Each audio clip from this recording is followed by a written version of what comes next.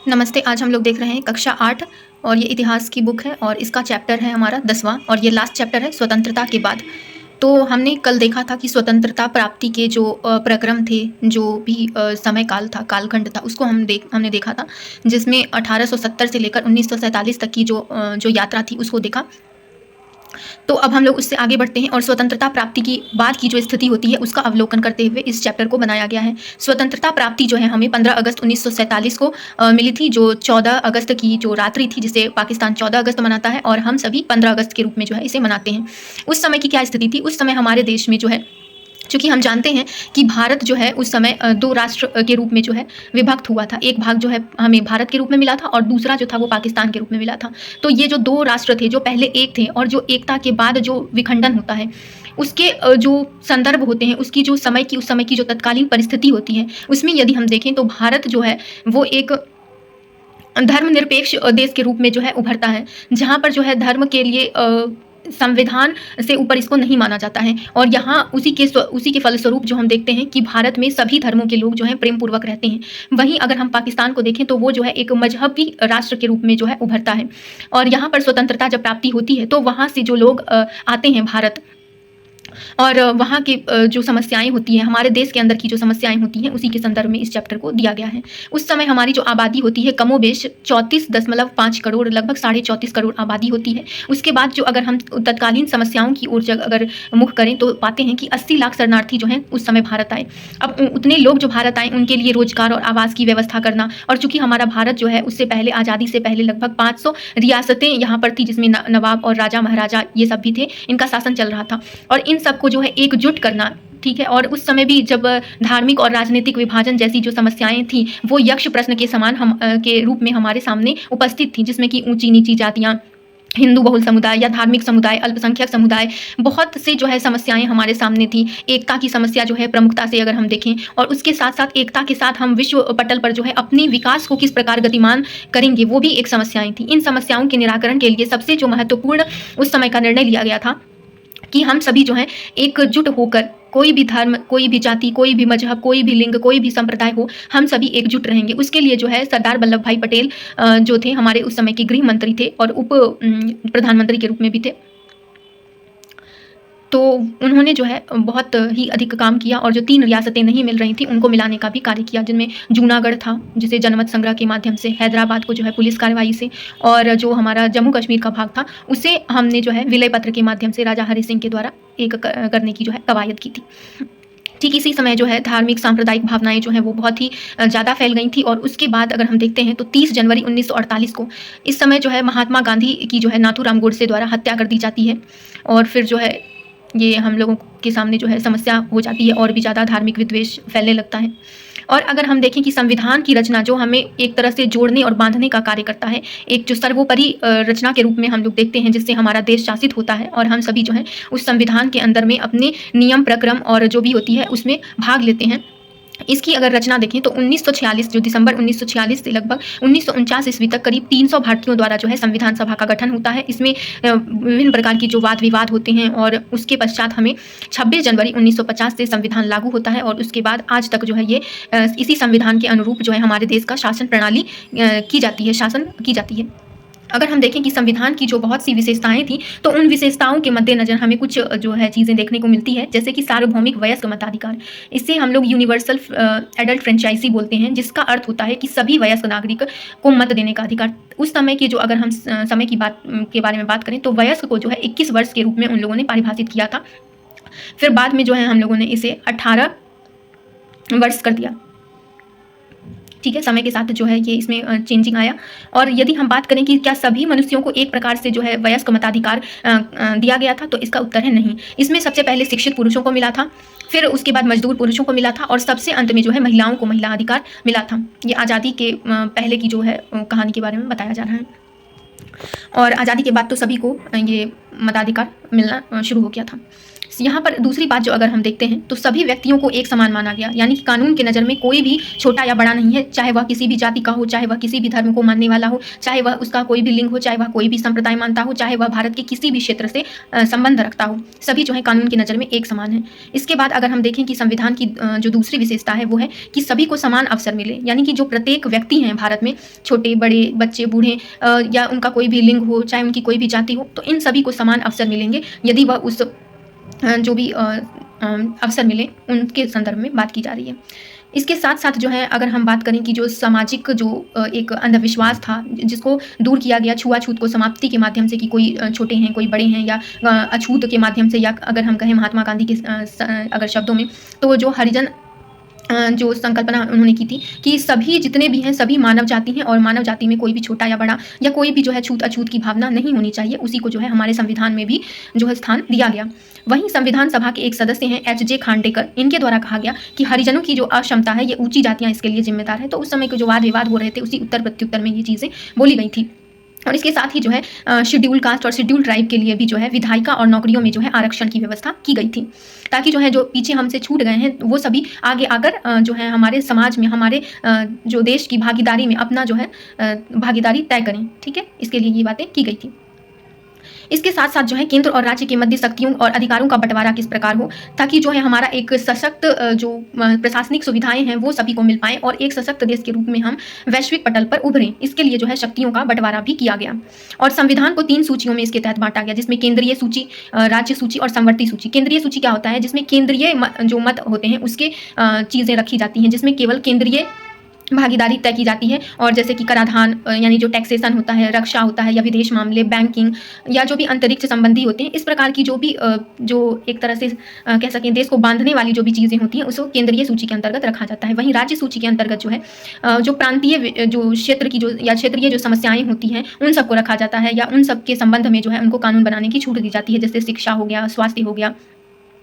तो ये सभी चीज़ें आती हैं। वहीं अगर हम संवर्ती सूची के अंतर्गत देखें तो इसमें वन हो गया, कृषि हो गया, या इस प्रकार की जो भी चीज़ें होती हैं दोनों के मत के अंतर्गत आती हैं, उसमें दोनों कानून बना सकते हैं। लेकिन इसमें भी जो है अगर दोनों में टकराव हो तो केंद्रीय सूची के जो केंद्रीय अधिकार जो है वो अधिक उसको मान्यता मिलेगी, ऐसा कहा गया है। वहीं जो है अगर हम देखें कि जो हमारे देश में बहुत सी तरह की अगर हम बोलें बोलियां हैं, भाषाएं हैं, तो इन सब में जो है एक तरह से एक भाषा के रूप में अगर हम किसी को रख देंगे तो जो देख सकते हैं कि उत्तर भारत के लोग जो हैं और जो दक्षिण भारत के लोग हैं, तो इन सभी में जो है टकराव होना शुरू हो गया कि हमारे जो भाषा को थोपा जा रहा है या जो भी है। तो इस तरह की जो समस्याएं होती हैं उसको रोकने के लिए जो है बहुत ही समझदारी से संविधान सभा में जो है इसको बताया गया कि जो हिंदी है उसको राजभाषा का तो दर्जा दे दिया जाएगा, संघ की जो राजभाषा है उसे हिंदी के रूप में दे दिया गया, लेकिन अगर हम अदालतों में या सेवा में या और भी कहीं जो है उसे हम अंग्रेजी के उपयोग के लिए जो है निर्णय लिया जाएगा, ये कहा गया है संविधान के अंतर्गत। वहीं जो है हमारे अगर हम देखें नीति निर्देशक तत्व के अंतर्गत, जिसे हम लोग आगे आने वाली कक्षाओं में पढ़ेंगे, तो उसमें जो है राजनीतिक लोकतंत्र के साथ साथ आर्थिक और सामाजिक लोकतंत्र की भी बात कही गई है कि हम सभी को जिस प्रकार से वोट देने का अधिकार है, हमें समाज में जिस प्रकार से हमारी सामाजिक स्थिति है, परिवेश है, उसके अंतर्गत जो है हमारे अधिकारों के बारे में बात की जाती है इसमें। अगला है हमारा राज्यों का गठन। जब हम देखते हैं कि पूरे हमारे जो आज़ादी के बाद देश में सबको राज्यों के रूप में जो है गठित करने की जो कवायद शुरू की गई थी, जो प्रयास किया गया था, इसमें अगर हम देखें तो 1920 में जब हम स्वतंत्रता प्राप्ति से पहले के दशक में जाएँ, लगभग 1920 में, तो उस समय जो है भारतीय राष्ट्रीय कांग्रेस ने आश्वासन दिया था कि जैसे ही देश आज़ाद होगा सभी भाषाई समूह को अपना अलग अलग प्रांत मिलेगा। तो इसके बाद जो है जितने भी भाषाई समूह थे उन सभी ने जो है एक तरह से प्रयास शुरू कर दिया उन्होंने, और इसी संबंध में जो है एक नाम जो है वो आता है गांधीवादी नेता पोट्टी श्रीरामुलु। ये जो है तेलुगु भाषियों के हित की रक्षा के लिए आंध्र प्रदेश राज्य के गठन की मांग करते हैं, और मांग करते हुए ये भूख हड़ताल पर बैठ जाते हैं। और कहा जाता है कि 58 दिन के अनशन के बाद 15 दिसंबर 1952 को पोट्टी श्रीरामुलु जी का देहांत हो जाता है। ये जितने भी फैक्ट्स हैं ये सभी NCERT बुक में मेंशन है, तो यही दिया गया है, जिसमें हम लोग आगे देखते हैं कि अगर भाषा के आधार पर पहले राज्य का गठन किया गया तो उसमें 1 अक्टूबर 1953 ईस्वी में आंध्र प्रदेश के रूप में नए राज्य का गठन हुआ। फिर जो है इसके बाद राज्य पुनर्गठन आयोग का गठन किया गया, जिसकी रिपोर्ट जो है 1956 ईस्वी में सौंपी गई, और उसके बाद बहुत से जो है राज्यों का गठन हुआ, जिसमें 1960 में अगर हम देखें बम्बई प्रांत से मराठी और गुजराती राज्य का गठन हुआ। 1966 में पंजाब और हरियाणा को 2 राज्य में मान्यता मिली। अगर हम देखें जो राज्य के संदर्भ में तो 2 जून 2014 को जो है तेलंगाना के रूप में जो है आंध्र प्रदेश से जो एक राज्य अलग हुआ। वहीं अगर हम देखें केंद्र शासित प्रदेश के रूप में तो 31 अक्टूबर 2019 को जो है जम्मू कश्मीर को जो है 2 केंद्र शासित प्रदेश में बाँट दिया गया, एक जम्मू कश्मीर और दूसरा लद्दाख। वहीं अगर हम देखें 26 जनवरी 2020 को, तो उस समय दादर नागर हवेली और दमन दीव दोनों को मिलाकर एक कर दिया गया। तो इस प्रकार हम देखते हैं अभी वर्तमान में 28 राज्य और 8 केंद्र शासित प्रदेश हैं। अब हम लोग हमेशा देखते हैं राज्य शब्द के बारे में, तो यहाँ पर इस बुक में जो है मेंशन किया गया है, ये सरकार से संबंधित है, जिसमें कि खासकर केंद्रीय सरकार को जो है यहाँ पर संबोधित करते हुए राज्य शब्द का प्रयोग किया गया। उस समय की अगर हम अर्थव्यवस्था के संदर्भ में देखें कि जिस प्रकार से सब चीज़ें हो रही थी, तो अर्थव्यवस्था किस प्रकार थी, चूँकि हमारा देश जो है तुरंत जो है आज़ाद हुआ था, तो उस संबंध में हमारे यहाँ जो है पूंजीवादी और जो भी समाजवादी, साम्यवादी, इन सब चीज़ों से अलग उठकर जो है मिश्रित अर्थव्यवस्था की बात की गई थी। इसमें हम लोगों ने जो है प्राइवेट और जो हमारा जो सार्वजनिक है, दोनों चीज़ों को हमने मिलाकर मिश्रित अर्थव्यवस्था शुरू की थी। और इस सब की जो योजनाएं हैं कि आर्थिक विकास किस प्रकार हो, किस प्रकार जो है हमारा देश एक आर्थिक रूप से सशक्त राज्य के रूप में जो है उभरे, उसके लिए 1950 में योजना आयोग का गठन किया, जिसे हम लोग प्लानिंग कमीशन बोलते हैं। और ये जो है आर्थिक विकास के लिए नीतियाँ बनाने का काम करती थी और उनको लागू करवाने का काम करती थी। और अभी तो फिलहाल इसको 12वीं पंचवर्षीय योजना को जो है अब उसके तहत ही उसको समाप्त कर दिया गया और अब नीति आयोग का जो है कॉन्सेप्ट आया है। तो हम देखते हैं कि 1951 से 56 का जो समय था वो पहला पंचवर्षीय योजना था और इसमें कृषि पर ध्यान दिया गया, और 1956 से 61 जो है इसमें द्वितीय पंचवर्षीय योजना लाई गई, और ये औद्योगिक विकास के मॉडल को जो है परिभाषित करता है। और इसके तहत जो है बहुत से बांधों का निर्माण हुआ, बहुत सी जो हमारी औद्योगिक जो कार्य क्षेत्र हैं, जैसे कि भिलाई का इस्पात कारखाना है और भी प्रकार के जो कारखाने थे, उन सब की स्थापना हुई। और इसमें अगर हम देखें भिलाई इस्पात कारखाने की स्थापना जो है सोवियत संघ की सहायता से हुई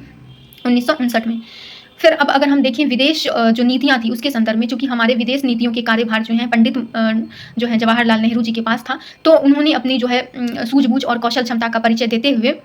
उस समय किसी भी गुट में ना रहकर जो है एक अलग से गुट निरपेक्ष, यानी जिसे हम लोग नाम कहते हैं आजकल, तो इस आंदोलन की जो है शुरुआत करी, ताकि जो है वो किसी भी पक्ष में ना रहकर हम अपनी स्वायत्ता को तय कर सकते हैं। ठीक है, और इसमें बहुत से जो हमारे अफ्रीकी देश थे वो भी शामिल हैं थे हुए, जो जिन्होंने अगुवाई की, जिसमें कि मिस्र, युगोस्लाविया, इंडोनेशिया, घाना और भारत, इन सभी ने जो है गुट निरपेक्ष आंदोलन की शुरुआत की। और इसकी पहली बैठक जो है बांगडुंग में 1955 ईस्वी में हुई थी।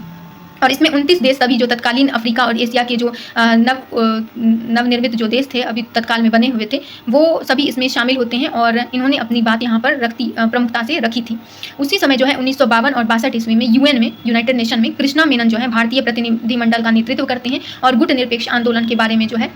यूएन में भी अपनी बातों को रखते हैं। तो ये सभी हम लोग इसमें देखते हैं। और लास्ट में हमें जो है लास्ट में वहाँ पर इस चैप्टर में दिखाया गया है, बताया गया है कि किस प्रकार अगर हम देश को साथ लेकर नहीं चलते हैं, अल्प संख्यक और बहुसंख्यक के मध्य अगर हम चीज़ों को बहुत ही अधिक जो है अगर एक तरफा करते हैं तो समस्याएं आती हैं। जैसे 1956 ईस्वी में श्रीलंका जो हमारा पड़ोसी मुल्क है, वहाँ पर समस्याएं आई, क्योंकि वहाँ पे उन्होंने एक बहुसंख्यक के हक में फैसला देते हुए उसको जो है सिंगली भाषा को जो है एक भाषा के रूप में दूसरे जो अल्पसंख्यक समूह थे उन पर थोपने का प्रयास किया, जिसके बाद जो है गृह युद्ध में श्रीलंका घुस गया और बहुत सी जो है आर्थिक राजनीतिक समस्याओं का भी उसके बाद सामना करना पड़ा। तो इसमें हम लोग देख रहे हैं ये जो फोटो है इलाहाबाद में महात्मा गांधी जी की जो अस्थियों का विसर्जन हुआ था, उसके संदर्भ में फरवरी 1948 की ये जो है फोटो है कि किस प्रकार जन सैलाब उमड़ पड़ा था इलाहाबाद घाट पर। उसके बाद हम देखते हैं यहाँ पर ये संविधान सभा के जो प्रस्ताव को जो जवाहरलाल नेहरू ने संविधान सभा में पेश किया था, उसी को सुनते हुए वहाँ के जो और सदस्यगण हैं उनको दिखाया गया है।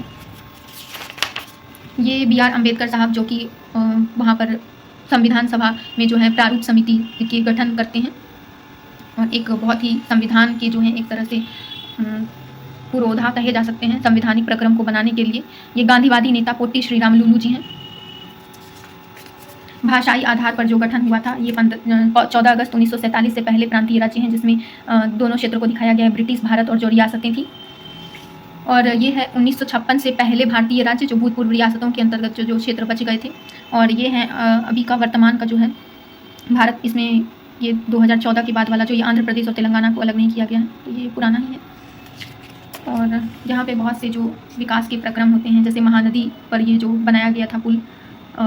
बांध बनाया गया था, उसके बारे में हीराकुंड डैम है जिसे हम लोग कहते हैं। ये मध्य प्रदेश में गांधी सागर जो चंबल नदी पर बनाया गया था। पंचवर्षीय योजनाओं के संदर्भ में जो है गांधी जी की अनुयायी मीरा बहन ने कहा था कि विज्ञान और मशीनरी को कुछ समय के लिए फ़ायदा हो सकता, लेकिन आखिर बाद में उसको तबाही मिलेगी। तो ये गांधी जी के